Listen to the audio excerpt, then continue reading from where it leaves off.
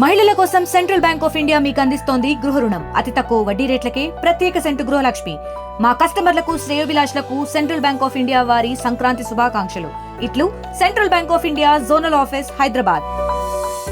తలమూలకరైనటువంటి ప్రతినిత్యం ఏదో వ్యవహారంలో బిజీగా ఉండేటువంటి మీరు పండుగ పూట ఆట విడుపుగా క్రికెట్ కార్యక్రమాన్ని క్రీడ ద్వారా ఆ యొక్క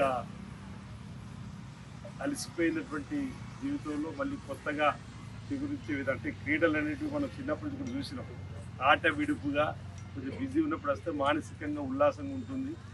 కాసేపు అన్నీ మర్చిపోయి సోదర భావంతో రిఫ్రెష్ అయ్యి మళ్ళీ వెళ్తామనేటువంటిది ఆటల పోటీలను చూస్తున్న సందర్భం. కాబట్టి అలాంటి క్రీడలు ఈరోజు ఇక్కడ ఏర్పాటు చేసుకొని చెప్పని మీ ఆలోచన రావడం మరి ఆనందదాయకం చెప్తూ ప్రతి ఏటా కూడా ఈ కార్యక్రమం నిర్వహించుకోవాలని చెప్పి అనుకుంటున్నాం. సంతోషం. ప్రతి ఏటా కూడా ఈ విధంగా చలికాలం వచ్చిందంటే అనేక ప్రాంతాల్లో కూడా ఆటల పోటీలకు సంబంధించినటువంటి ట్రెండ్ మొదలవుతుంది.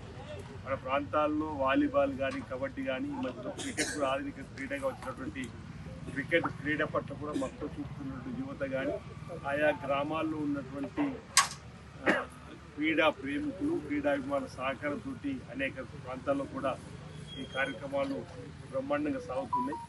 అందులో మేము సైతమని పట్టణ ఆర్యవైశ్య సంఘానికి సంబంధించినటువంటి మరి అధ్యక్షుడు ఆలోచనతోటి వారి యొక్క కార్యవర్గం ఆలోచనతోటి మీలో ఉన్నటువంటి పెద్దల సహకారంతో ఇక్కడ 4 టీములుగా ఏర్పడి ఇక్కడ క్రికెట్ 8 టీములుగా ఏర్పడి క్రికెట్ టోర్నమెంట్ని ఏర్పాటు చేసుకోవడం ఆనందదాయకం, అభినందనీయం. దీనివల్ల మన మధ్యలో స్నేహభావం కూడా పెంపొందడానికి అవకాశం ఉంటుంది.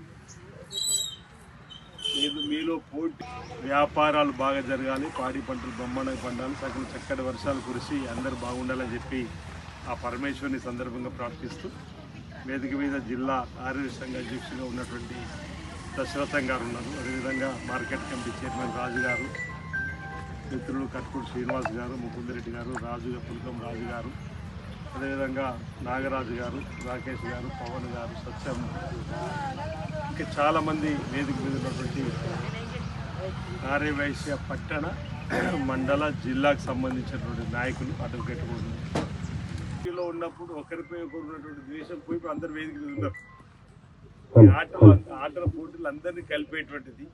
కాబట్టి ఇలాంటి ఆటల పోటీలు నిర్వహించుకోవడం మరి చాలా మంచి సాంప్రదాయంగా నేను భావిస్తున్నాను. ఈరోజు సంక్రాంతి పండుగ కూడా బ్రహ్మాండంగా సాగుతూ ఉంది. గ్రామీణ ప్రాంతాల నుంచి పట్టణాల్లో కూడా వేకువజాము నుండే ప్రతి ఇంటి ముందు కూడా రంగుల వల్లికలు అంటే ముగ్గులు వేస్తూ పిండి వంటలు అంటే మన సాంప్రదాయాలను కాపాడే పండుగల్లో ఒక గొప్ప పండుగ కూడా మన సంక్రాంతి పండుగను అభివర్ణించుకోవచ్చు.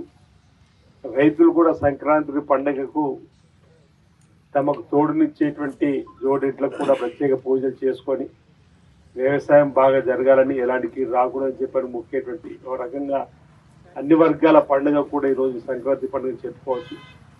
ఇక్కడ వ్యాపార వర్గాలకు సంబంధించినటువంటి ఈ పండుగ సందర్భంగా మీ వ్యాపారాలు కూడా బాగా జరిగి మీరు కూడా మీ దైనందిన జీవితంలో అభివృద్ధి పథంలోకి వెళ్ళాలని, ఆర్థికంగా ఎదగాలని, ఆయుర్వేదంతో రక్షిస్తూ ఉండాలని చెప్పి సంక్రాంతి పండుగ సందర్భం కూడా భగవంతుని ప్రార్థిస్తూ చరిత్ర సృష్టించినోడు